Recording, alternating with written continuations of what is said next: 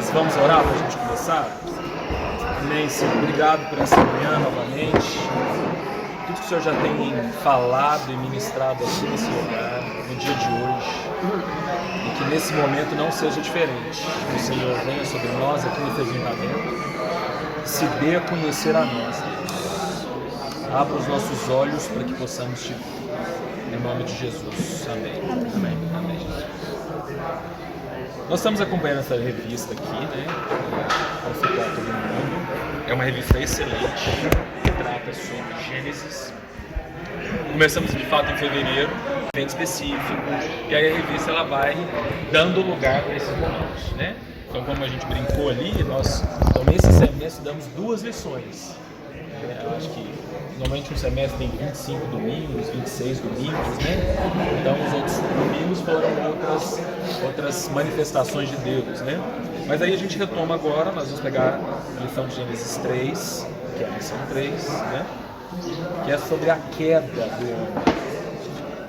Então vamos ler primeiro a narrativa, bem conhecida, e depois nós vamos dissecar um pouco, estudar um pouco sobre Gênesis 3.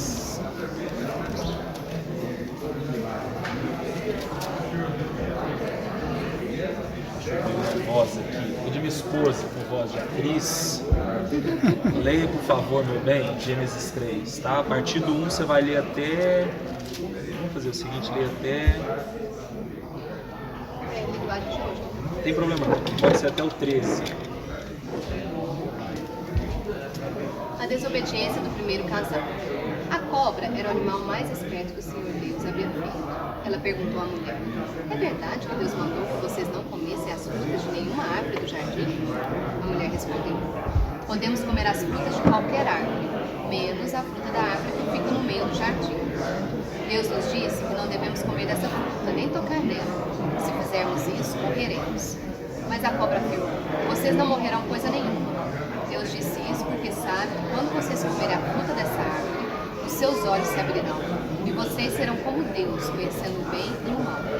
A mulher viu que a árvore era bonita e que as suas frutas eram boas de se comer. E ela pensou, como seria bom ter entendimento. Aí apanhou uma fruta e comeu. E deu ao seu marido, e ele também comeu. Neste momento, os olhos dos dois se abriram e eles perceberam que estavam nus. Então, costuraram umas folhas de figueira para usar como tampas. Naquele dia, quando soprava o vento suave da tarde, o homem e sua mulher ouviram a voz do Senhor Deus, que estava passeando pelo jardim. Então se esconderam dele no meio das árvores. Mas o Senhor Deus chamou o homem e perguntou: onde é que você está? O homem respondeu: eu ouvi a tua voz quando estavas passeando pelo jardim, e fiquei com medo porque estava nu, por isso me escondi. Aí Deus perguntou: e quem foi que lhe disse que você estava nu? Por acaso você comeu a fruta da árvore que eu proibi de comer? O homem disse: a mulher que me deste para ser a minha companheira me deu a fruta, e eu comi. Então o Senhor Deus perguntou à mulher: por que você fez isso? A mulher respondeu: a cobra me enganou e eu a comi. Certo. Irmãos, a nossa vida cristã, Gênesis 1, 2 e 3, se configura uma das principais narrativas para que a gente entenda cada vez mais o lugar onde nós estamos, por que nós fomos criados, qual a essência de tudo e por que as coisas se perderam. Gênesis 1 e 2 fala da dimensão da criação. Os grupos que nós discutimos, Gênesis 1 e 2, nós pegamos de maneira assim, pontual e até profunda por que Deus nos criou, como que Deus cria tudo, qual é o princípio ativo da criação quando Deus diz haja luz e vai fazendo tudo naquela lógica, né? É interessante porque a gente falava disso num grupo na época de Gênesis 1 e depois de Gênesis 2, a maneira como Deus criou o homem. Antes de Deus criar o homem, na cronologia da criação, tudo é criado pela fala. Haja luz, haja separação. No homem, Deus ele muda de novo. E não muda não é porque estava chato, mas porque é intencional da parte dele, né? Ele então se implica no ato criativo, colocando a mão no barro e dando forma à existência humana. Ele então poderia falar assim, homem, passe a viver. Ele também não fala. ele sopra fôlego de vida. Então são detalhes e muitos outros, tá, irmãos? É riquíssimo, Gênesis 1 e 2, a gente entender a essência da criação. Agora, Gênesis 3, e aí o autor esse capítulo aqui, cada capítulo um pastor, pastor que eu digo, um pastor que estudou o capítulo, né? Ele estrutura o estudo. Quem estruturou o Gênesis 3 aqui, o cara foi muito bom. É muito profundo aqui. E aí ele vai dizer o seguinte: Gênesis 3 é a chave para a gente entender a nossa condição humana. De fato, quando a gente estuda a Bíblia como um todo, a gente começa a separar, né, ou sedimentar blocos específicos. Gênesis 1, 2 é um bloco, Gênesis 3, ou a partir de Gênesis 3 é outro bloco. Porque a gente fala da inserção do pecado. Então, a gente precisa primeiro afinar as nossas perspectivas com isso muito claro. Gênesis 3 é a chave. Sem a chave a gente não abre. Sem esse entendimento nós não vamos compreender por que é tão desafiador existir, por que o pecado é pecado, por que o pecado, o salário do pecado é a morte, por que mesmo quando a gente está aqui nesse contexto amando ao Senhor a gente peca ainda, né? O que a gente perdeu com o pecado. Então Gênesis 3 traz com exatidão essa proposta. E aí o convite em Gênesis 3 para nós é não ficar presos, porque essa é a tendência religiosa, principalmente quem é Bíblia, lá no jardim, Adão e Eva, né? Preso em detalhes teológicos que nos distanciam de hoje. Gênesis 3 é um convite para que a gente pense hoje, a minha vida, o meu cristianismo, o meu caráter, o meu relacionamento com o Senhor. Gênesis 3 revela a dimensão do relacionamento do homem com Deus. E aí, irmãos, eu começo trazendo uma perspectiva muito interessante que o autor traz, que é a possibilidade da queda. Porque talvez você já se fez uma pergunta, não sei se já ou não, mas talvez, né, ou uma pergunta semelhante, que é: por que o homem caiu? Mas se Deus sabia de tudo, ou se Deus pode todas as coisas, por que não facilitou? Ou pelo menos, por que criou uma lógica de uma árvore? Que raio de árvore era essa? Ali no meio, criasse sem essa árvore, gente. Eu já me fiz essas perguntas, né? Ou pelo menos já o colocasse no homem, colocasse dentro do homem uma dinâmica, que o homem pudesse olhar para aquela árvore e aquilo não fazer diferença nenhuma na vida dele. Que criasse uma instância na mente do homem de que ele não pegaria do fruto. Essas são perguntas dessas e muitas outras que a teologia se debruça a fazer na narrativa de Gênesis 3. Porque o grande desafio logo no início é: por que essa possibilidade de queda desde o início? Sempre me intrigou porque ele cria sabendo da possibilidade. Na verdade, ele sabia que... Desde o início. Nada pegou ele de surpresa. Por quê? Vou abrir aqui. Vamos conversar um pouco. Por quê? Vamos começar aí. Alguém não tem certo e errado primeiro, tá, irmão? A gente está conversando e a gente vai construindo algumas coisas. Por quê? Ele já criou com livre-arbítrio, né? O que é o livre-arbítrio para você? Você escolheu certo e errado, obedeceu ou não. Mas por que ele criou com livre-arbítrio? A minha pergunta em cima de vocês. Para você obedecer ele por livre e espontânea vontade, Mas por não quê? ser obrigado. Não, se fosse eu, não dava essa opção, não. E muito menos eu, gente. Vamos facilitar a Não, vida. tem que obedecer e Pronto, gente. A vida Agora é isso. eu não Desobedecer sei é morte. É o direito da escolha, você escolher, você ser consciente, né? Eu sei que é pecado, porque a gente pega, sabendo que é pecado. O direito da escolha, a dificuldade da existência. Né? Aí quando você ouve assim, nós somos carne, lógico que nós somos carne, mas assim como carne somos capazes de resistir. né? É um conflito. Eu acho que ele queria dar uma lição. Assim. Uma lição? Eu acho que Já ele começa queria dando lição? dar uma lição pra todo mundo. Tipo, olha aqui o resultado do seu pecado. É isso, entendeu? Você podia escolher diferente. Estou com vocês em tudo isso, mas aí eu vou lançar mais perguntas. Que lição é essa? Assim, qual é a essência? Toda lição ela tem um porquê. O ensino ele tem um objetivo. A minha pergunta é: qual é o objetivo de Deus para essa liberdade, para essa escolha, para essa lição? O que vem antes disso? Isso aí é um processo que eu acho que é claro para nós. A gente não foge muito disso. A pergunta que eu faço em cima que eu faço, assim, eu estou empolgado, irmão, porque eu dou aula disso aqui muito. Então, isso aqui me empolga bastante, me fascina. E eu descobri algumas respostas possíveis olhando para a natureza e para o caráter de Deus, porque é para aí que a gente vai. Para eu entender, eu vou ter que contar, Deus, eu preciso te conhecer então, porque tá, o Senhor, você sabia de tudo, o Senhor é bom, e sabia que o negócio ia ficar mal? Peraí, o que é isso? O Senhor podia facilitar, não porque facilitar para nós, é porque o Senhor é bom, o Senhor emana bondade, né? Bom, se o Senhor não é só um professor que quer me ensinar as coisas, antes o Senhor é um pai amoroso, enfim, que lição é essa então? E aí já trago para você uma questão que eu descobri meditando, né, lendo mais sobre isso, preparando as minhas aulas, que eu vou um pouquinho sobre isso, e lendo um autor chamado Francis Schaeffer, que é um filósofo cristão assim, de primeira categoria. E aí, tem uma prerrogativa, se a gente tirar ela, fica manco, isso que a gente está conversando, da escolha, que é a natureza e o caráter de Deus. Ou seja, o que é a natureza de Deus? É a essência dele. Ele é a partir desses atributos naturais. Uma das facetas, uma das perspectivas da natureza de Deus é que ele é amor. Nos cria a sua imagem e semelhança, Gênesis 1 e 2. E aí, a partir disso, eu quero inserir uma pergunta fundamental que vai ser chave para a gente entender a lição, a essência e a liberdade. O que faz o amor ser amor?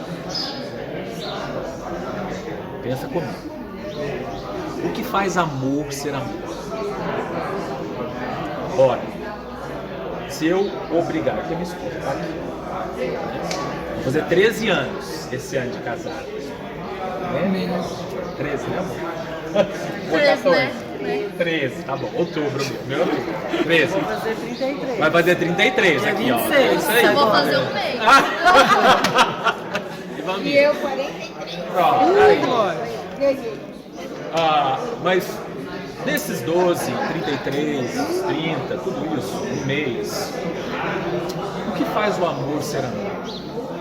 Se eu falar assim, se eu casasse com a Diana, porque ela poderia me dar dinheiro, segurança financeira, filha de juiz e tal, vou casar por isso. A pergunta filosófica, isso é amor, sim ou não? Não. Eu posso até dizer que eu a amo, mas na essência a minha relação com ela está baseada em um interesse, certo? Então não é amor. Posso falar que é amor, mas se está vinculado ao que eu posso ganhar com aquilo, isso não é amor, beleza? Tá, vamos pegar uma outra coisa aqui, né? Se for caso com a Diana, sei lá, eu sou um criminoso, né? Cometi um crime. Aí descubro que o pai não é juiz atuante na cidade, juiz da vara criminal. E aí eu penso, se eu casar com a Diana e tratar ela bem, quando chegar naquela instância lá de ter julgado, eu vi algo a meu favor. O meu medo pode diminuir e a segurança de ter ela, existe uma segurança. Eu me sinto mais seguro, não porque ela é, mas porque ela pode me oferecer. Mas eu posso dizer que eu a amo. Eu a amo, mas na verdade, assim, esse amor se configura no que ela pode diminuir da minha insegurança. Ela gera segurança. Ela diminui meu medo. Isso é amor? Mas passa fácil por amor, passa. A gente pode legitimar isso como amor na nossa condição humana caída? Claro. E a gente poderia levantar alguns exemplos, mas irmãos, vou direto ao ponto porque tem muita coisa. Irmãos, o que faz o amor ser amor? É um fator muito, muito importante. Se tirar ele, não é amor. liberdade ou ato voluntário. Amor só se legitima na sua essência enquanto amor se o outro for livre, desimpedido de qualquer relação de interesse, de medo, de troca, para responder àquela dinâmica.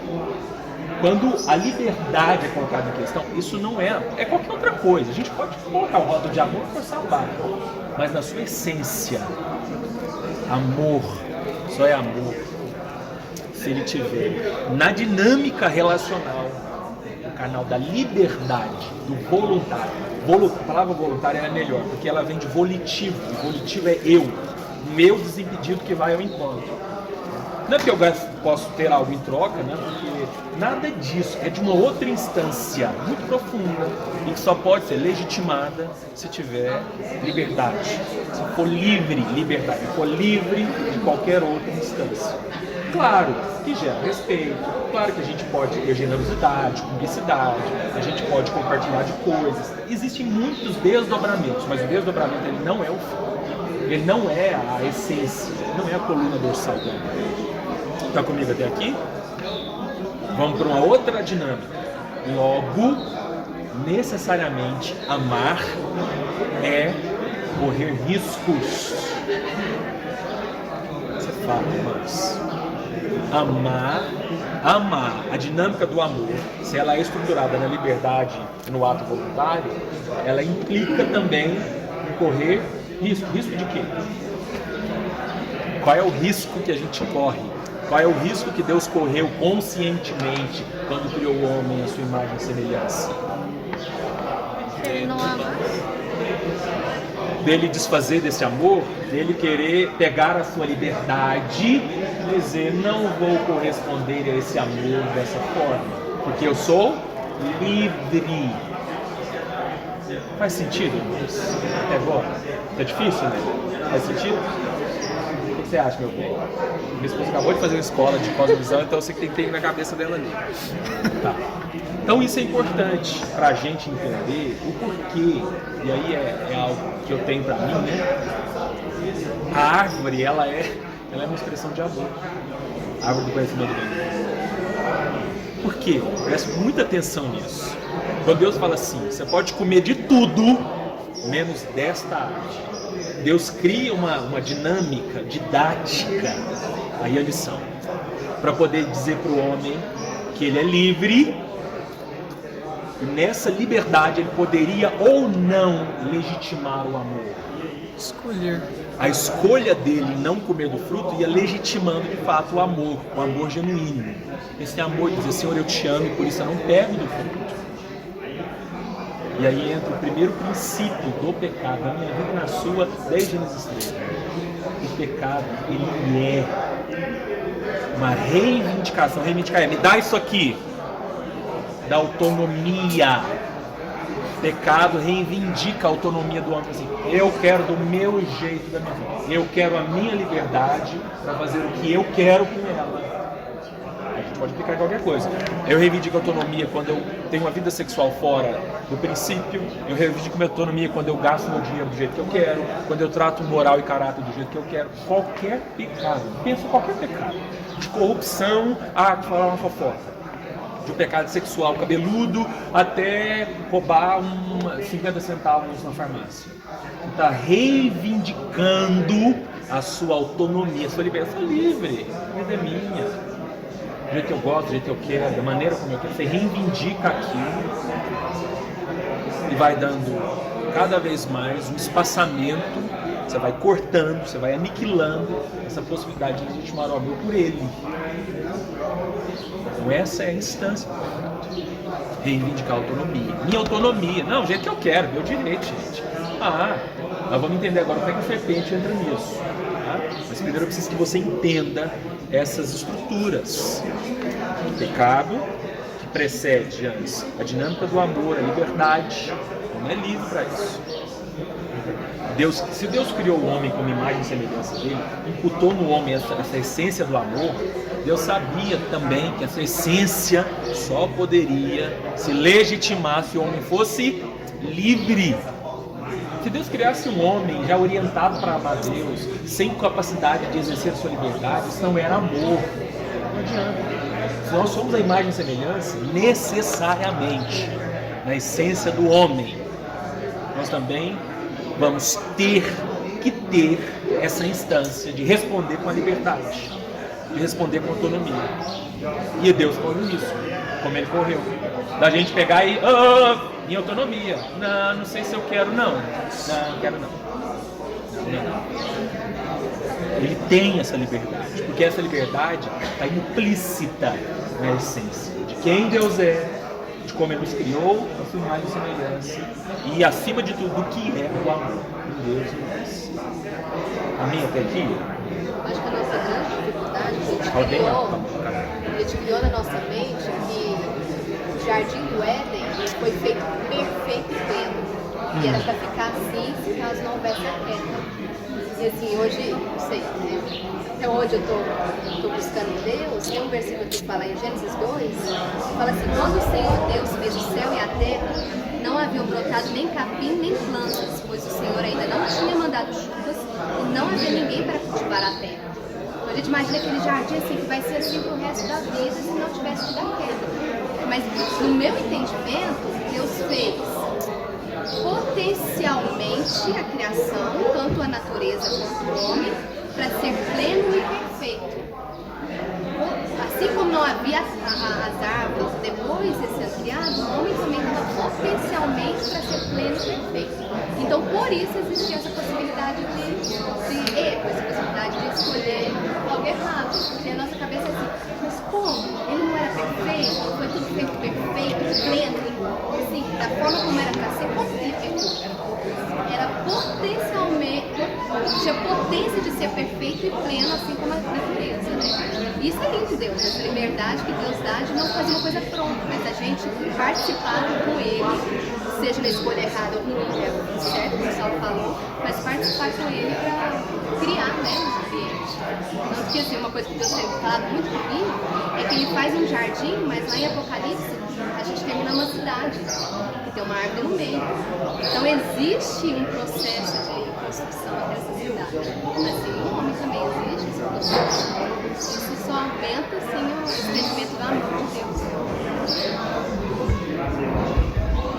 Tem mantimento, irmão, é muita coisa, né? Bom, vamos lá. Aí ele divide, é bem didática a divisão dele aqui. Então, o primeiro ponto, né, a possibilidade de queda, que a gente falou até aqui. Ele vem para o segundo ponto, que é muito interessante, que é o processo da queda. A primeira coisa que a gente precisa entender, isso é bem claro mesmo, a queda não foi um ato instantâneo, assim, do nada caiu. Não foi do nada. Até porque eu e você, isso até hoje, isso é um princípio para pensar o pecado. O pecado ele não é um ato instantâneo, não é um ato inconsciente.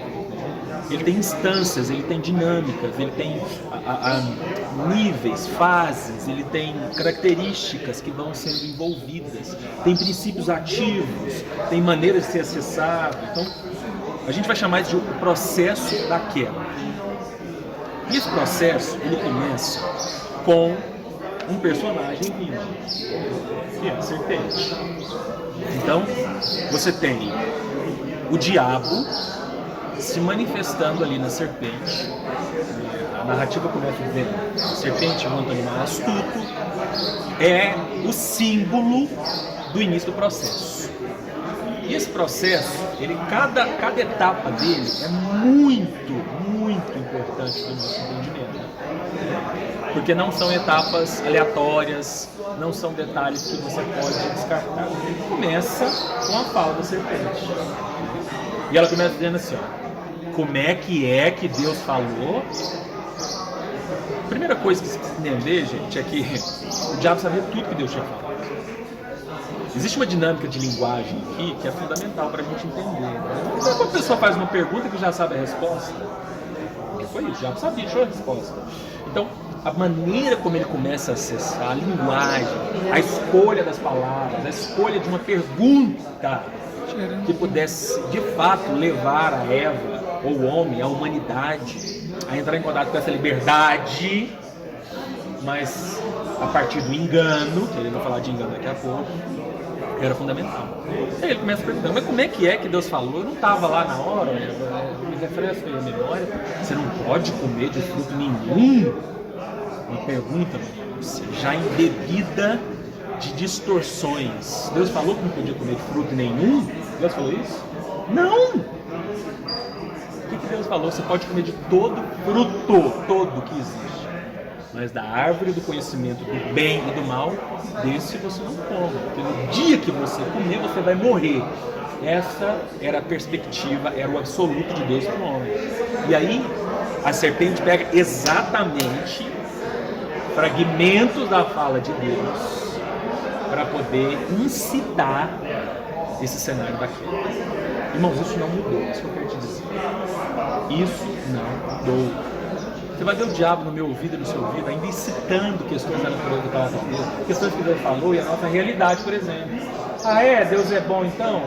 Mas a mamãe bateu o carro e capotou, né? Como é que Deus é bom? Irmãos, ele vai pegar fragmentos da realidade, questionamento sobre quem Deus é, e vai colocar diante de nós, para começar o efeito do pecado daquele. Então Deus é bom, mas olha a sua realidade lá, né? Deus é bom, a senhora ora. É isso mesmo? Como é que é? Irmãos, aqui dentro, você deve ter ouvido demais. Deus é bom, né? Mas você não tem filho. Irmãos, é de foro muito íntimo. Isso nos pega.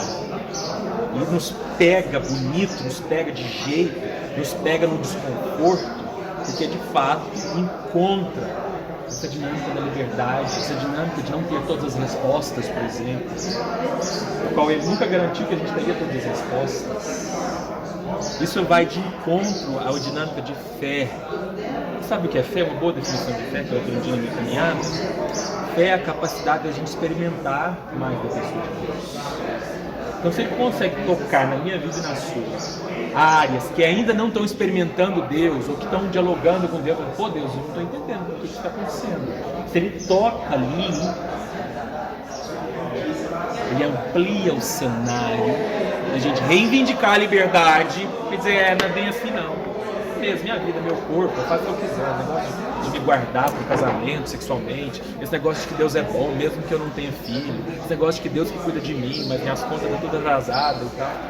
Ele vai tocar nisso. Essa liberdade de pensar, essa liberdade de refletir a partir de fragmentos descontextualizados. Isso é muito importante. Por quê? Porque esses argumentos, eles têm tom de verdade, de fato. A sua família deve estar, assim, vivendo um processo de angústia. Sua mãe está na UTI. Você viveu muita angústia. A gente vive, cada um tem suas angústias. O diabo sabe, ele não inventou a angústia está lá, gente. Por isso que nos dói. Por isso que a gente fica, né? A gente, de fato, vamos falar de pecados, assim, da natureza sexual, por exemplo. Irmãos, o ser humano é um ser sexual. A sexualidade é um instinto. Fato. Agora, existe um princípio que Deus, que quem criou o sexo foi o diabo, foi Deus. Existe um princípio absoluto, cheio de essência, de virtude. E não é virtude moral, não é porque Deus não gosta. Deus não gosta de como Ele criou toda a dinâmica. Mas a maneira como o mundo caiu a partir da liberdade, o diabo encontra e vai situando a minha vida e a sua nesses pedaços, fora do contexto, faz com que a gente se vê e comece a pensar assim, gente, mas não é mesmo? Porque aí qual é o contra-argumento do diabo? Quando Eva repete o que Deus falou, aí o diabo fala assim, você não vai morrer coisa nenhuma, meu bem. Vai morrer não. Aí entra o engano. O que é um engano? É uma verdade que se passa por mentira. Não, uma mentira que se passa por verdade. Obrigado. Uma mentira que se passa por verdade. Irmãos, engano ele não é de cara uma mentira lavada. Você precisa entender isso. Mentira, eu e você, nós não acreditamos. Ninguém compra mentira, ninguém veste mentira, gente. Assim, não precisa nem ser crente, não crente, qualquer pessoa. Uma mentira necessariamente prejudica, a não ser que a mentira seja a seu favor, mas é outra coisa, é corrupção, isso é outra coisa. Mas de maneira básica, geral, você não se envolve com a mentira. Você olha, não, isso aqui é mentira, vou acreditar nisso, vou comprar isso aqui, você está tentando vender um negócio, você vê que é mentira, você compra, você não compra, você não veste, você não acredita naquilo. Né? Engano é de outra natureza. Engano começa com fragmentos da verdade. Quando o diabo fala assim, certamente não morrerás. Irmãos, ele não mentiu, ela morreu? Ela não morreu, ela virou pó, tadinha, nossa, aqui ó, virou barro, não virou. Já pegou, não vai morrer coisa nenhuma. E aí Deus sabe que no dia que você comer, você vai conhecer como ele. Até isso tem fragmento de verdade, né? Que ela começou. O conhecimento de. O autor fala isso eu não sabia. Esse autor aqui ampliou minha aula. Ele vai dizer o seguinte: Deus era o único ser que conhecia o bem e o mal. Era tudo, ele criou todas as coisas, tudo aponta para isso. Só tem que Deus, enquanto um ser que não foi criado, toda a sua dinâmica de maturidade, de divindade, ele tinha total condições de existir com o bem e com o mal, coisa que o homem, como criatura finita, não tinha. O autor fala algo muito curioso, ele fala assim, que quando a mulher então olha para o fruto, ela come do fruto, se inaugura ela tenta lidar com o bem e com o mal, só que como criatura ela não tinha condições de lidar com o bem e com o mal dentro do seu corpo. Isso é o pecado. O pecado reivindicou a autonomia, a liberdade que ela tinha, que ela poderia cultivar obedecendo, mas ela não quis. E aí então, o argumento do diabo, Deus sabe que você não vai morrer coisa nenhuma. No dia que você comer, você vai se refletir do bem e do mal. Seus olhos se abrirão, como Deus você vai ver. E aí entra, para mim, o ápice do capítulo, que é, o autor fala disso, isso eu já sabia, que é muito interessante, que é a essência de como, assim, a prática mesmo. O pecado ele começa enquanto tentação, ainda não é pecado, tentação. Tentação, lembra disso, precede o pecado. Ser tentado não é problema, entre aspas. O problema é você, de fato, dar lugar para a tentação e escolher o pecado. Né? Porque Jesus foi tentado, mas não pecou. A estrutura da tentação, que ela tem uma estrutura que a gente vai ver em outras narrativas aqui dentro da Bíblia. Diz o seguinte: então, vendo a mulher que o fruto era bonito, vistoso, que cor, gente que contou. E ao ver, deu água na boca, porque ela falou, diz a narrativa, vendo a mulher que o fruto era bonito, agradável ao paladar. Delícia! Que delícia! Meu Deus, imagina esse fruto. Vendo, paladar, visão, paladar e nossa, eu posso obter um conhecimento, poder, status que eu não tenho. Preste atenção. Visão, quando eu digo visão, não é ver as coisas, é como a gente vê e interpreta o contorno, o sabor, tudo como símbolo. Né? Sim, estava ali sendo argumentada, perfeito, escutou bastante. Né? Sendo cooptada pelo ouvido, e aí ela viu que era bonito, desejou a água, salivou a boca, né? A boca encheu de água, e então entendendo, interpretando que aquilo era excelente para ela obter discernimento, seria poder como Deus. Gente, eu vou estar do lado de Deus, poder. Aí o autor fala disso aqui, isso que eu já sabia. Você tem a mesma dimensão em dois outros textos da Bíblia. Primeiro, Mateus 4. O que é Mateus 4? Tentação de Jesus. Presta atenção. Jesus é o segundo Adão, gente. A narrativa bíblica como toda, o primeiro Adão vem e cai, vem o segundo Adão, Jesus, que não cai, mas foi tentado. E aí está lá em Mateus 4. Então Jesus foi levado ao Espírito ao deserto para ser tentado pelo diabo. Mesma cena de Gênesis 3, meu Deus. Aí o diabo chega, o que o diabo fala para Jesus? Tá com fome, meu bem? 40 dias sem comer, né? Fome. Faz assim, Jesus. Manda essas pedras se transformarem em pães e sacia o seu desejo. Sacia o seu desejo. Aqui. Jesus responde com a palavra.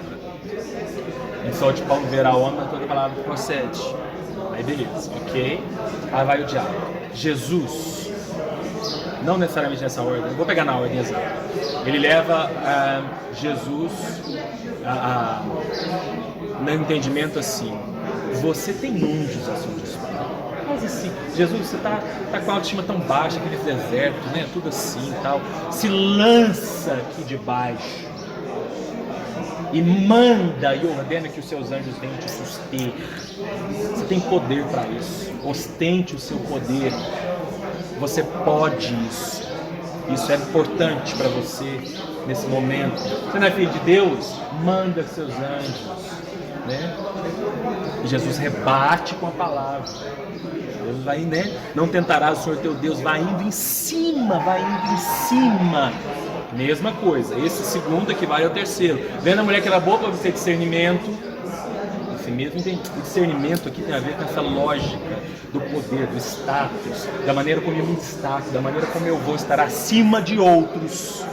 O diabo argumenta isso. E terceiro, o diabo vai ver no cume do monte e fala assim: Jesus, olha todos esses reinos, todos, tá vendo aquele lá, os reinos todos são deles.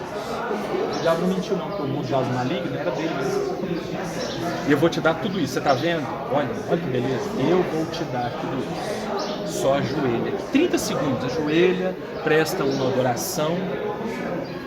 E Deus fala, e Jesus fala, Deus, né? Deus na boca de Jesus, sempre prestarás tu somente ao Senhor teu Deus, arreda de Satanás. Irmãos, a mesma dinâmica de tentação. Aí você vai para 1 João 2,15, não dá tempo aqui da gente ver, é João dizendo: não ameis o mundo nem o que nele há, pois se alguém ama o mundo, o amor do Pai não está nele. Pois tudo que há no mundo, 2 pontos: cobiça dos olhos, concupiscência da carne, ostentação dos bens. Cobiça dos olhos, gente, olha lá, meu Deus, olha que possibilidade. Olhos, obrigado. Concupiscência da carne, que equivale a desejo, equivale a paladar, delícias, possibilidade de experimentar, de sentir aquilo, de ter o prazer de ter aquilo. E aí, no caso, 1 João vai falar ostentação dos bens, que equivale à lógica do entendimento do poder. Quem ostenta bens? Quem quer poder? Quem tem a sua identidade a partir do poder? Quem estrutura a sua identidade a partir disso?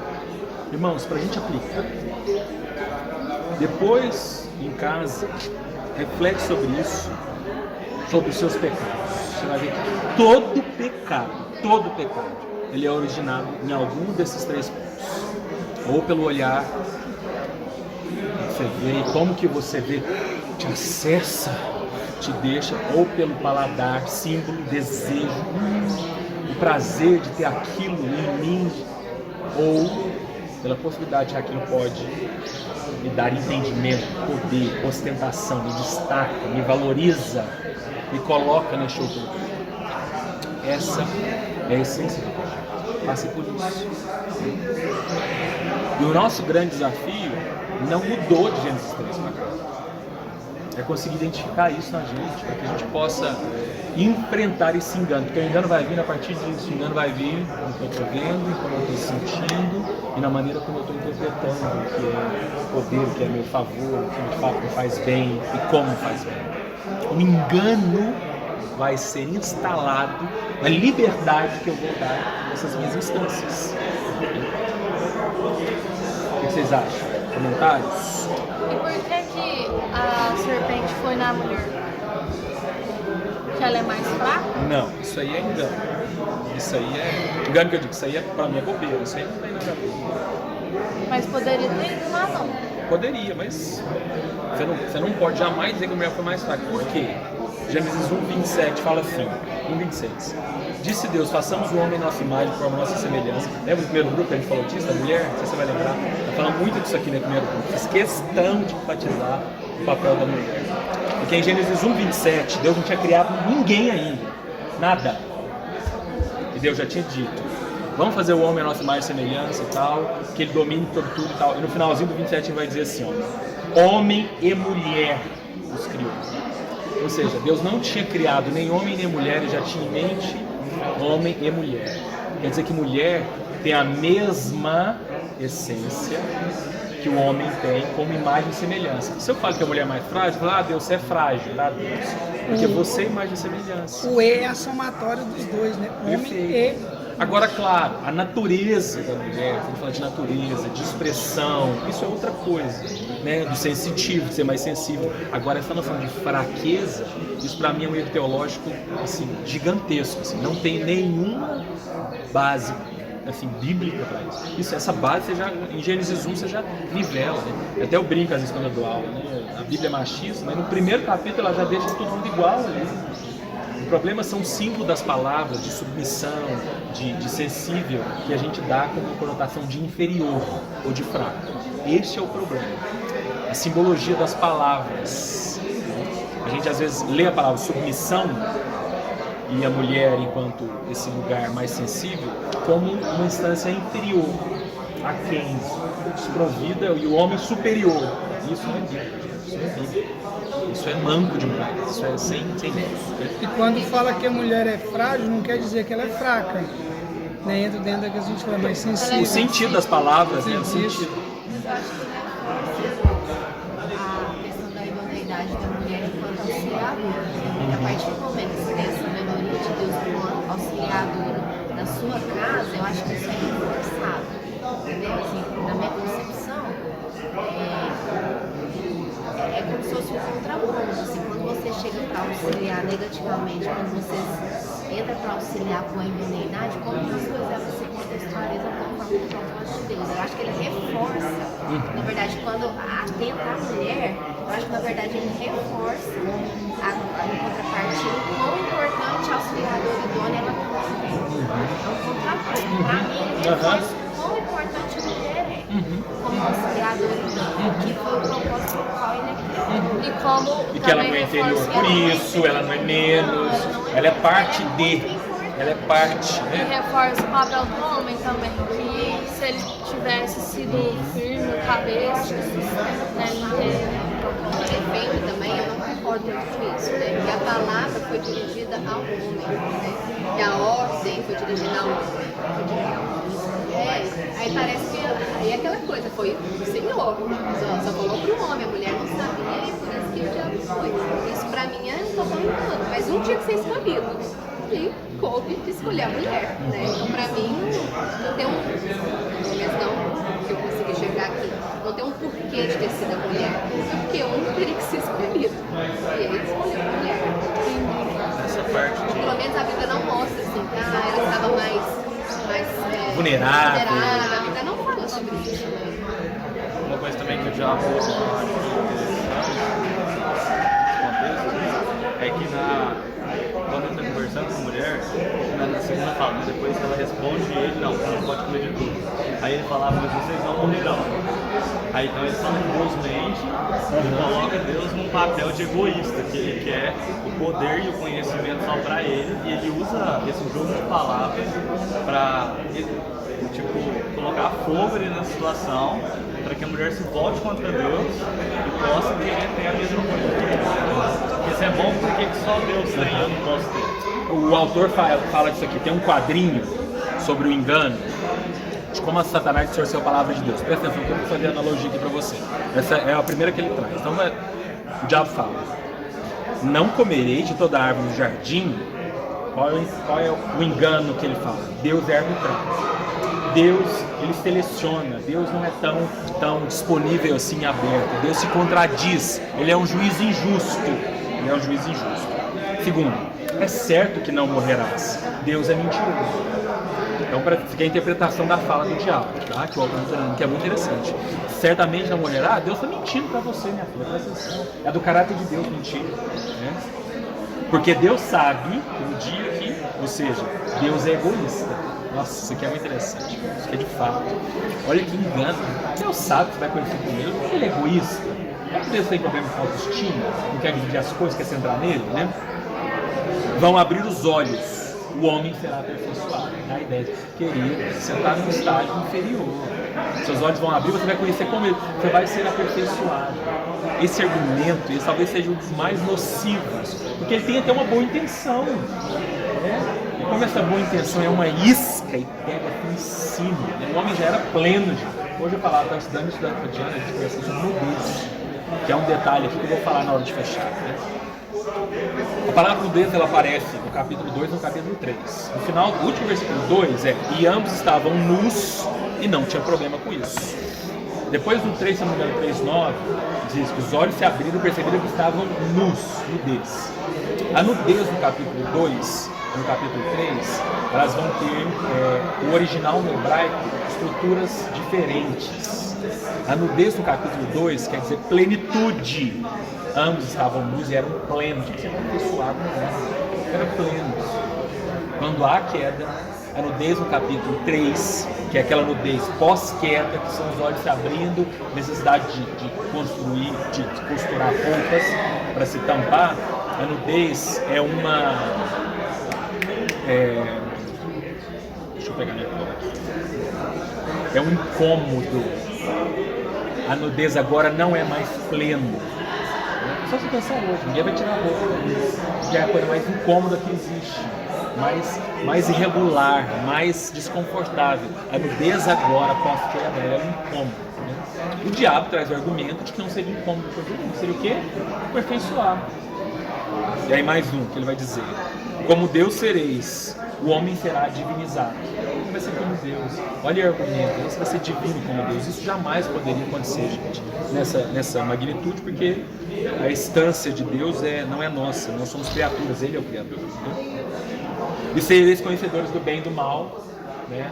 A falar que você vai ser livre. E, na verdade, nós perdemos essa liberdade plena que a gente tinha. Esse engano, ele foi muito categórico para extinguir a nossa liberdade. Essa liberdade de estar com o Pai, de ser um. A liberdade ela existe, mas ela é fragmentada, ela está condicionada ao pecado. Né? E aí, o terceiro ponto que ele traz, o segundo é muita coisa, mas só para a gente terminar aqui a lógica, que é o resultado da queda. Então a gente falou do início da queda, tá? A possibilidade de queda, desculpa, o processo da queda, que a gente falou aqui agora, e terceiro, que é o resultado da queda. Né? Essa questão da morte se fazendo presente, né? E não essa morte simplesmente literal. Claro que essa morte literal passa a fazer presente, porque você vai lendo Gênesis, à medida que os capítulos vão seguindo, e vai entender que Adão morreu com 930 anos, mas morreu. A proposta antes de Gênesis 3 não era essa morte. Mas não só essa morte de separação, essa morte de fim, né? Mas é uma morte de não possibilidade da plenitude mais. Essa é uma morte do gozo pleno, do prazer de estar ali, da liberdade, da fruição a partir do que existia. E aí você tem a inserção do trabalho penoso, são dois símbolos, né? Da mulher tendo dor ao dar à luz no parto, e do homem tendo que suar, e do suor do seu corpo vai ter o seu sustento. Né? São duas lógicas, e aí cabe outra discussão, né? Essa do trabalho, enquanto maldição. O trabalho ele não começou aqui, irmãos. Se a gente ler Gênesis 1 e 2, a gente tinha trabalho. Mas não como maldição. Homem, cuide, tá? Eu vou criar e o homem vai cuidar. O homem deu um nome para os animais, o homem cultivou a terra. E aí, a partir de Gênesis 3, depois de Gênesis 3, essa lógica do trabalho, enquanto parte da existência humana, ela continua. Porém, por conta do pecado da morte, ela vai ter que existir. O trabalho existe com a lógica de morte em si. Isso vai se intensificando cada vez mais. Hoje, a gente estuda muito isso na Jocum, né? Eu preciso estudar mesmo. Porque a lógica, o trabalho é aquele, é maldição. Você conta os dias para estar de férias, para acabar logo, para aquele, nossa, o obreiro quando ele vê que está na escala, ele até fica triste, ele quer largar aquela escala, você sabe, você já foi, né? Você não aguenta, né? Lavar a panela da janta, isso é um símbolo de como o trabalho para nós, infelizmente, por conta dessa lógica, ele é visto como uma maldição, isso é para me amaldiçoar, né? Essa lógica, por isso que eu nunca vou aposentar, a maldição, e de fato, em muita, essa questão é muito ampla, né? A nossa realidade é muito difícil, né? Tem as questões sociais, políticas, tem muita coisa assim. Cultural, né? A palavra trabalho, ela vem de tripalho, principalmente cultura, tripalho. Como se fosse uma bola com espinhos que era usada para isso. E disso vem a palavra, trabalho de tripalho. Então é a noção que a gente tem essencialmente na formação da palavra, que a gente é torturado quando a gente trabalha. Muito bom isso aí. E aí ele traz aqui, eu vou ler isso aqui porque é bem interessante, que são as consequências diretas que o homem teve que arcar, que a gente tem que arcar até hoje, a partir da morte, ou seja, morte enquanto separação, tá? O problema, então, do pecado trouxe separação espiritual, né? Deus e o homem, acho que isso é claro para nós, né? O resultado imediato do pecado até hoje é que nos separa de Deus, nos distancia, né, de Deus. Separação física e psicossomática, esse homem que era pleno, agora essa mente e corpo separado, esse corpo que padece, essa mente que padece, né, esse dualismo sempre presente em nós. Separação social, o homem e seus semelhantes, homem, marido e mulher, a maneira como estar com o outro agora passa a ser um problema, né? A gente falava ali agora na fila do dízimo, né, dos desafios que é o outro, esse outro agora que foi criado para ser pleno comigo, agora é um problema. Na verdade é o meu maior problema. No inferno é o outro. Separação. E a separação ambiental, o homem e a natureza. Né? Era pleno o homem com toda a dinâmica natural. Hoje a morte se instalou nessa dinâmica do homem com a natureza. Hoje que eu digo, desde Gênesis 3. E a gente então paga a conta, caríssimo.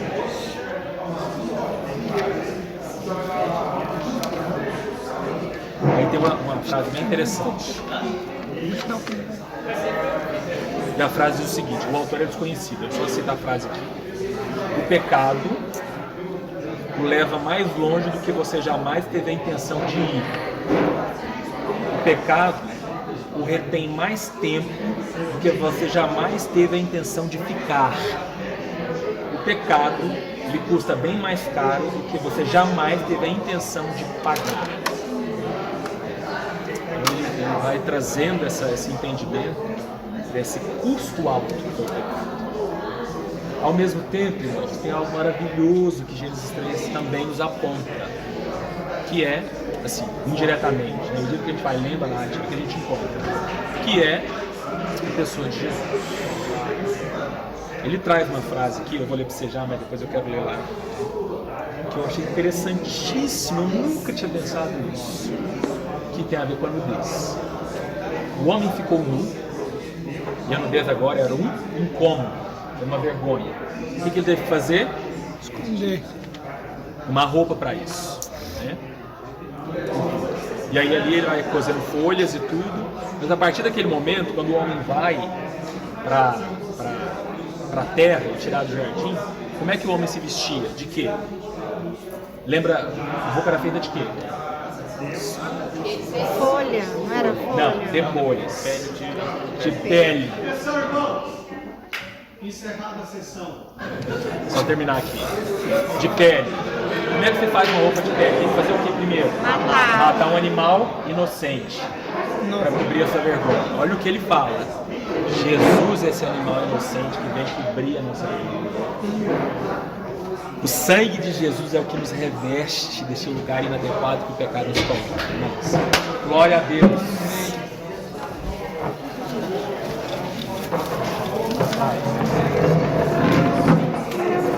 Pode comer. Pode terminar. Só tirar o passo.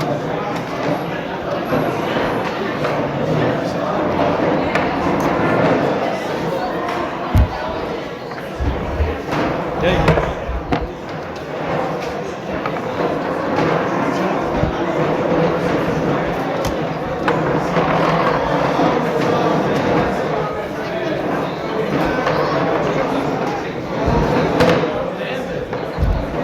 Suspense.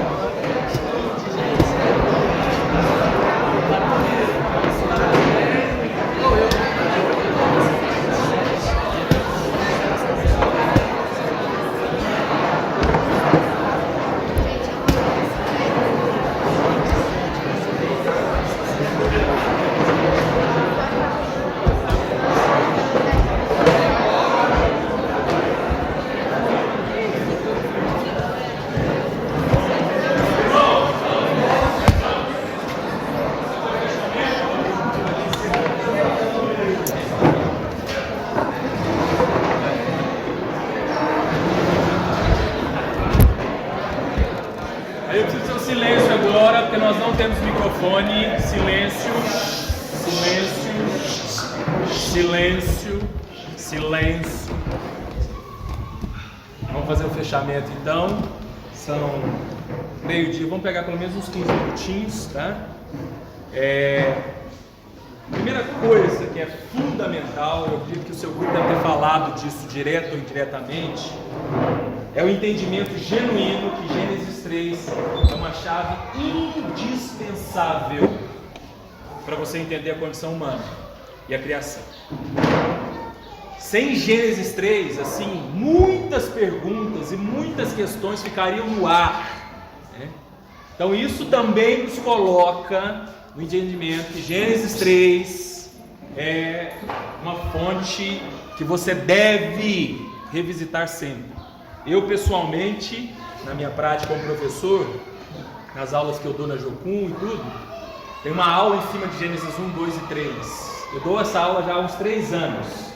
Eu posso dizer com muita propriedade, assim, prática mesmo. É incrível, isso não é fala pastoral e gospel, antes fosse, né?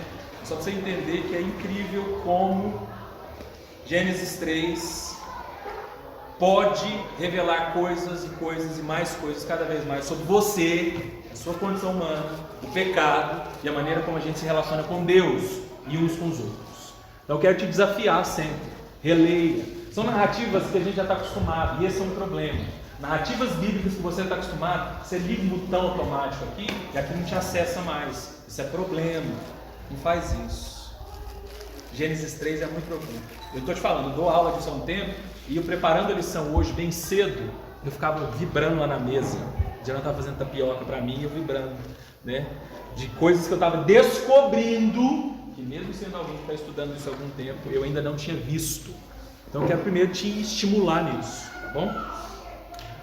Primeiro é a figura de Satanás que eu quero ressaltar aqui para a gente caminhar na nossa conclusão a partir do que você já discutiu, né? Você não pode perder de vista que Satanás, antes de ser Satanás, é Lúcifer, um anjo criado de luz, que contemplou toda a dinâmica da criação, que sabia tudo que Deus tinha falado, né? E tudo.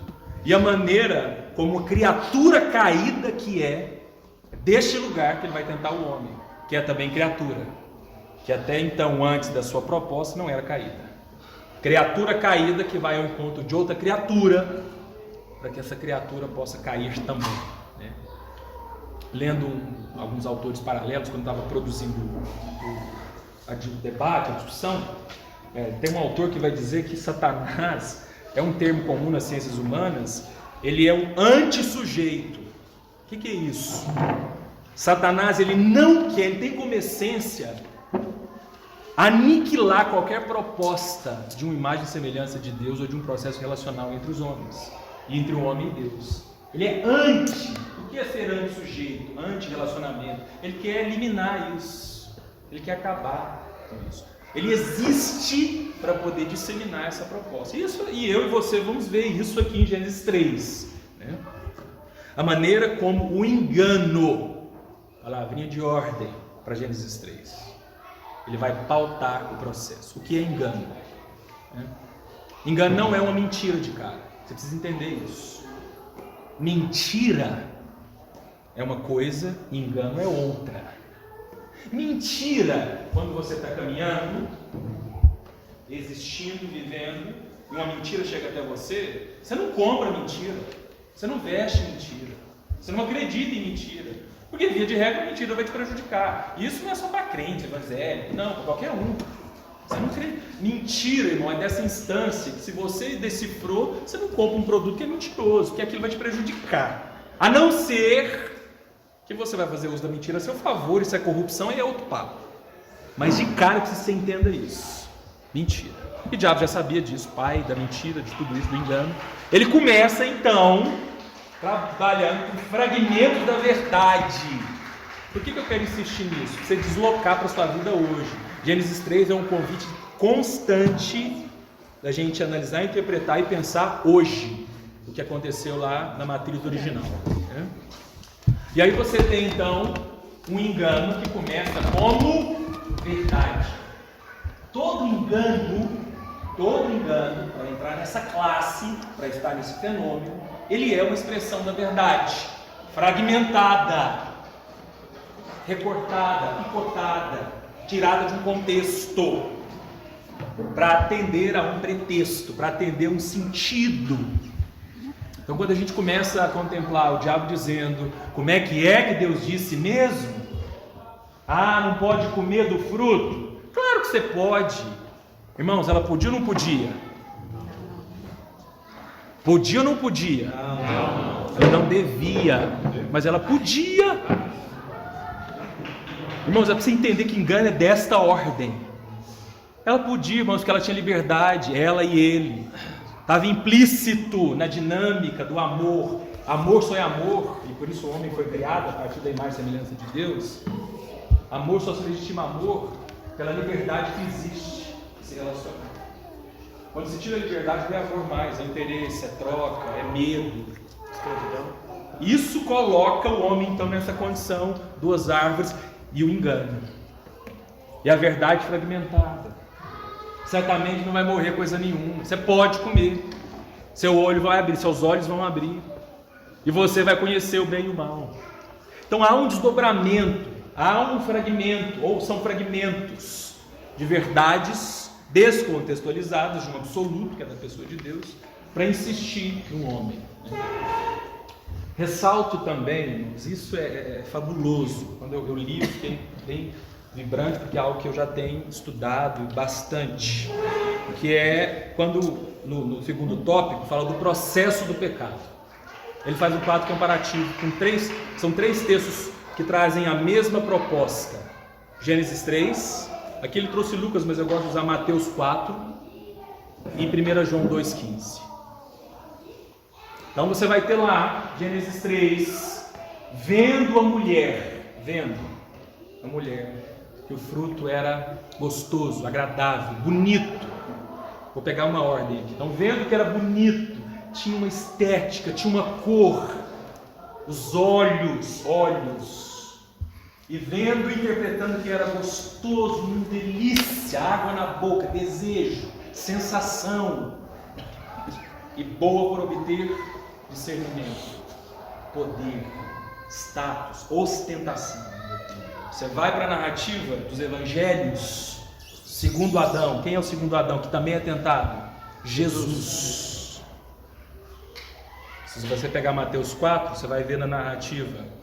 E Jesus então foi levado pelo Espírito ao deserto para ser tentado pelo diabo. Aí você vai ver novamente os olhos, o paladar e a ostentação em cena. Transformar pedras em pães, me adora aqui, olha os montes e tudo eu vou te dar, ou se lança daqui e pede os seus anjos, afinal você tem poder para isso. Só que o segundo Adão, irmãos, ele não pecou, porque pecado é uma escolha.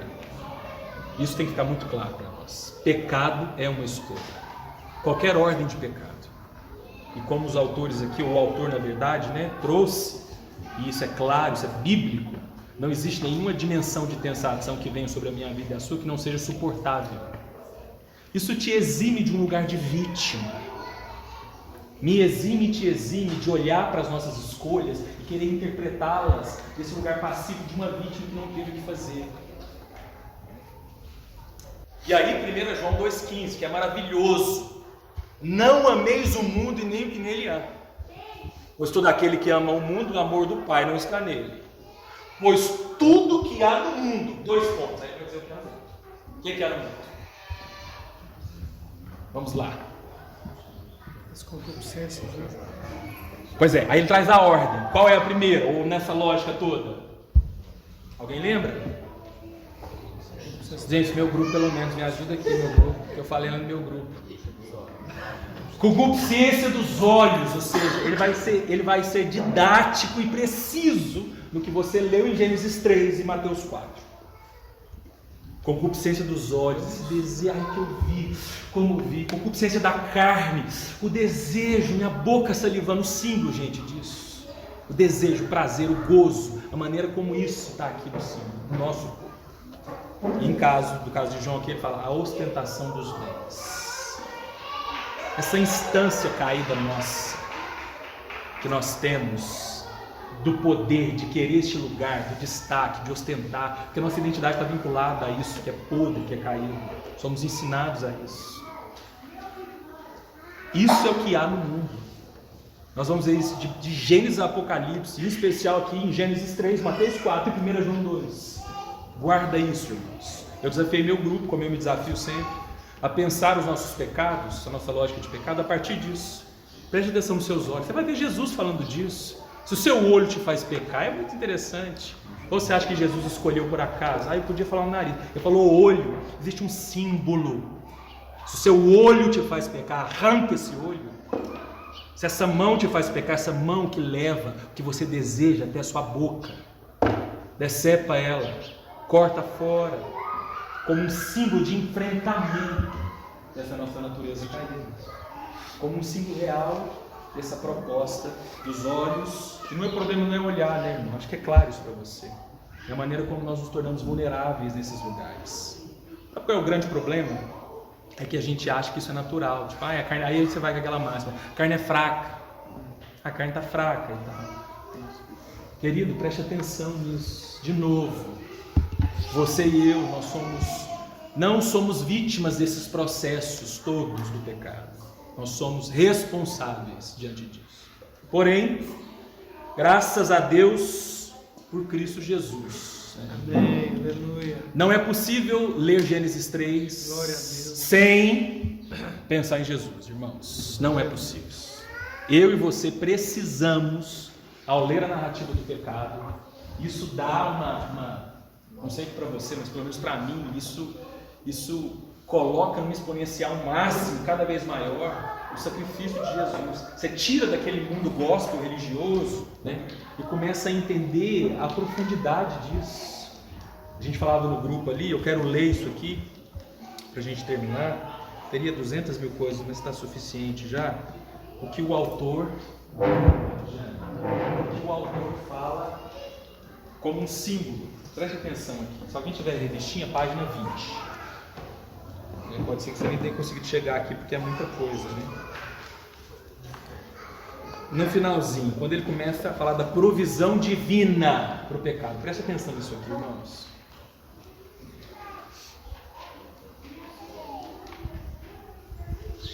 A primeira promessa messiânica se encontra em Gênesis 3,15, prenunciando a vitória final de Deus sobre o mal da criação. A partir dessa declaração, todo o restante da revelação aponta e caminha para a obra substitutiva de Jesus Cristo. Por essa razão, fez o Senhor Deus vestimenta de peles para Adão e sua mulher e os vestiu. As peles custaram a vida de um animal inocente, que Deus matou para o bem do pecador, apontando para a necessidade de derramamento de sangue, sem o qual não há remissão. Uma vez que o salário do pecado é a morte, logo, o sacrifício expiatório e substitutivo foi exigido até Cristo consumar sua obra perfeita na cruz. A gente conversava no grupo, e essa frase final me levou para este lugar, de ver Jesus, isso é simbólico mesmo, pegando o Antigo e o Novo Testamento, como esse animal, filho. Eu nunca tinha pensado nisso. O animal que teve que ser morto, o primeiro animal inocente, para tampar a vergonha de Adão e Eva, o incômodo que o pecado gerou nos dois. Teve que ser morto um animal, e a partir da morte desse animal, tirar aquela pele para tampar aquilo. Jesus veio nessa dinâmica toda com esse símbolo, irmãos. Esse animal puro, que não tinha nada a ver com um animalzinho que foi pego lá para tampar a vergonha de Adão. Não tinha nada a ver com isso. Jesus não tinha nada a ver com isso, mas veio esse símbolo para ressignificar nossa vergonha, nossas escolhas, nossa nudez. E eu fecho com uma frase que o autor trouxe, que eu desdobrei em outra. Onde ele está trazendo, acho que é sobre o processo, o início da queda. Ele vai dizer como que o diabo procurou alinhar o coração do homem com o dele de criatura caída. E aí eu fiz uma contraposição que eu trago para você a partir da narrativa em especial, relendo ou lembrando o Salmo 51. Se o pecado procura que eu e você alinhemos essa nossa natureza caída com uma existência caída, desprovida de vida. O convite da pessoa de Deus para nós agora é que o nosso coração não esteja alinhado com a queda, mas esteja quebrantado. Uma coisa é o alinhamento do nosso coração com a natureza caída, outra coisa é o quebrantamento do nosso coração diante de quem Deus é. Irmãos, essa é a via para que a gente possa enfrentar o pecado. Começa com o coração quebrantado e não alinhado. Quebrantamento, não sei se você sabe, vem de quebrar, de esmiuçar, de tornar aquilo que tem uma estrutura a pó, a cacos. Coração quebrantado com a sua razão, com o seu desejo, com a sua orientação, com o seu julgamento, com tudo. O convite dele para a minha vida, isso ele não resiste, diz o salmista no Salmo 51. Ele não resiste, ele se move até esse coração quebrantado. Esse é o princípio, irmãos. Nós não fomos criados para existir no pecado. O pecado vem no processo como escolha do homem. E hoje, graças a Deus por Cristo Jesus, a partir do sacrifício dele, que nos amou primeiro, e tudo aponta para ele, nós podemos responder agora não com um alinhamento com a queda, mas com um coração quebrantado diante de quem ele é. Amém, queridos? Amém.